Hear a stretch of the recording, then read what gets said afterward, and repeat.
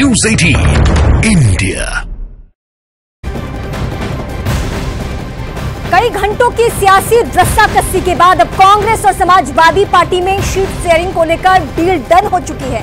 खुद अखिलेश यादव ने press conference की और कहा कि अंत भला तो सब भला। खबर तो ये भी मिल रही है कि कांग्रेस आलाकमान ने अखिलेश की दी हुई सीटों पर आखिर में सिर्फ 2 बदलावों की मांग की थी। पहली मांग थी हाथरस एसपी को वापस देकर सीतापुर दी जाए और जिसे समाजवादी पार्टी ने मान लिया है। दूसरा पेच क्या था? वो पेज था बुलंदशहर को लेकर या मथुरा में से एक सीट। फिर से मैं आपको बताती हूँ, बुलंदशहर या फिर मथुरा, इन दोनों सीटों में से सपा ले ले और कांग्रेस को श्रावस्ती दे दे।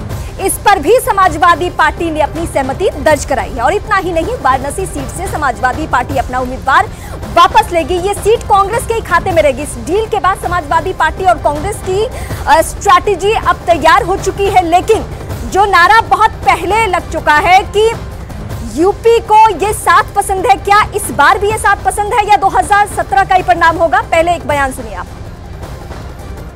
गांधी जी की यात्रा का 2 जगह आप शामिल नहीं हो पाए। अंत भला तो सब भला। सीट शेयरिंग को लेकर के विवाद छिड़ा हुआ है। कोई विवाद नहीं है, आपके सामने सब चीजें साफ हो जाएंगी बहुत जल्दी। और इस वक्त मैं सीधे अपने सहयोगी अरुण सिंह का रुख करती हूँ। अरुण, 2017 में याद यहाँ पे करना चाहती हूँ, इन दोनों लड़कों ने, सियासी लड़कों ने कहा कि यूपी को ये साथ पसंद है, लेकिन 403 सीटों में स्थिति ये हो गई कि दहाई पे आंकड़ा रुक गया। मतलब 3 आंकड़ों में भी सीटें नहीं पहुंची। अब एक बार देश की सबसे बड़ी और पुरानी पार्टी, मैं कहूंगी बड़ी तो नहीं कहूंगी, पुरानी पार्टी की स्थिति ये हो गई है कि 80 में से 17 सीटों पे मानती है, वो भी कई राउंड्स की मीटिंग के बाद। मतलब कांग्रेस पार्टी यहां पहुंची है। देखिए, कांग्रेस पार्टी के लिए एक सम्मानजनक सीट है। जिस तरह से समाजवादी पार्टी ने शुरुआत की थी कि 2 सीटें ले लें, 4 सीटें ले लें, 6 सीटें ले लें, ऐसे में अगर 17 सीट कांग्रेस पार्टी को मिल रही है तो एक सम्मानजनक स्थिति है। इसलिए है क्योंकि उत्तर प्रदेश में जो विधानसभा का चुनाव हुआ था, कांग्रेस पार्टी को बेहद कम वोट मिले थे। कई सीटें ऐसी थी विधानसभा की जहां 1500, 1600, 1200 उनको वोट मिले थे।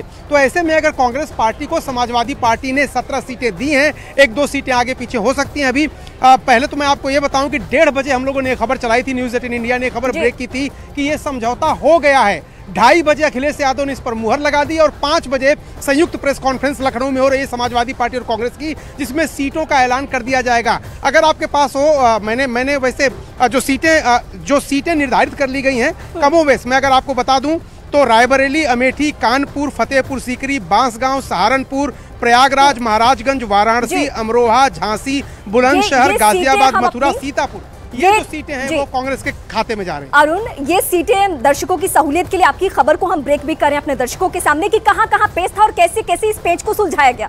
लेकिन आप भी बेहतर तरीके से इस बात को मानते हैं कि राजनीति में 2 और 2 कभी भी 4 नहीं होता है।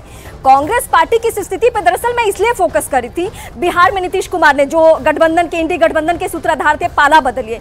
ममता बनर्जी पश्चिम बंगाल में कहती हैं कि मैं तो एकला चलूंगी। पंजाब की स्थिति और दिल्ली की स्थिति यह है कि वहां कांग्रेस पार्टी, आम आदमी पार्टी की सहमति अभी तक नहीं बनी है। महाराष्ट्र में कमोबेश वही स्थिति। इकलौता प्रदेश जहां पे कांग्रेस पार्टी और समाजवादी पार्टी अब एक हो गए हैं। क्या होने जा रहा है?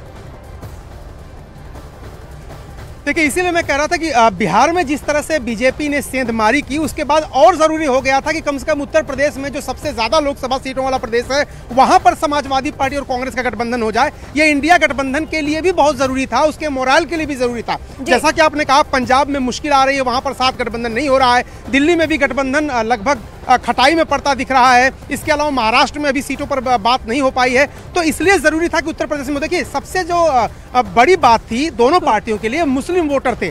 अगर ये दोनों पार्टियां एक साथ नहीं लड़ती तो मुस्लिम वोटरों में बिखराव होता और भारतीय जनता पार्टी की राह और आसान हो जाती।